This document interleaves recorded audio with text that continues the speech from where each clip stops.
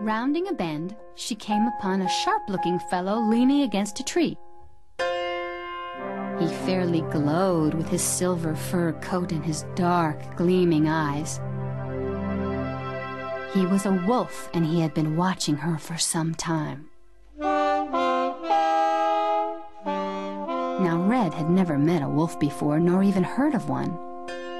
How handsome he is, Red thought, trying not to stare. The wolf looked her over with a steady gaze that tickled her and terrified her all at once. "What a beautiful cape," purred the wolf. "Blood red, my favorite shade," he smiled. "And what a beautiful girl wearing it." Red blushed so deeply that it was hard to tell where she left off and her cape began. "Have we met before?" asked the wolf. "I think not. I surely will remember such a savory rosebud, one with such delicious taste in clothes." The wolf smiled again. Red smiled back. "Thank you, sir," she whispered and curtsied as her mother had taught her. "What is in your basket?" he inquired. "Bread and cakes to make my granny well."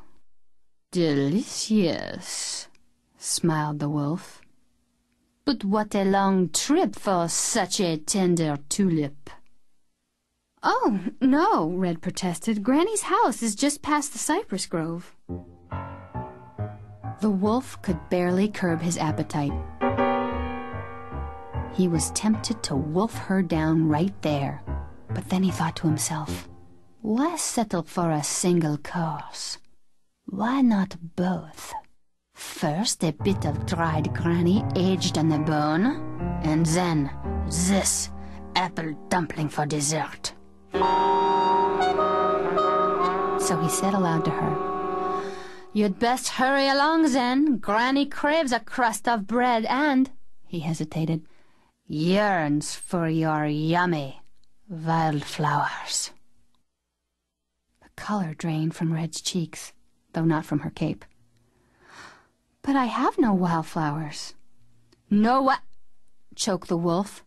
Red shook her head. He paused. "Perhaps she'll be too tasteful to notice." A tear welled up in Red's eye. Now, my dumpling, there's no need for that," comforted the wolf. "Look around you, wildflowers! Wildflowers everywhere, and," he confided, "the farther from the path you go, the more succulent the buds." "Oh, thank you, sir," Red said. Whatever succulent was, Granny would certainly like it.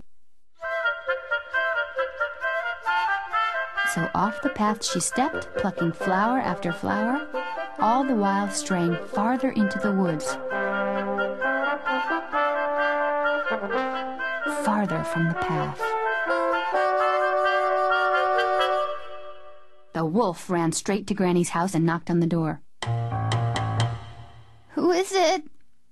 rasped Granny, unable to pull herself out of bed. Taking a deep breath and putting on his most innocent girlish voice, the wolf replied, "It's Granny. I brought you luscious bread and cakes to make you well." Do you have a cold, my dear?" asked Granny. "You sound so hoarse." The wolf coughed delicately. "Will you let me in?" he asked. "Just lift the latch and let yourself in, my dear." Lift the latch he did, and in one bound he leapt on Granny, lapped her up, and licked his lips. The wolf had swallowed the sweet old lady in one greedy gulp. "Ah," he sighed.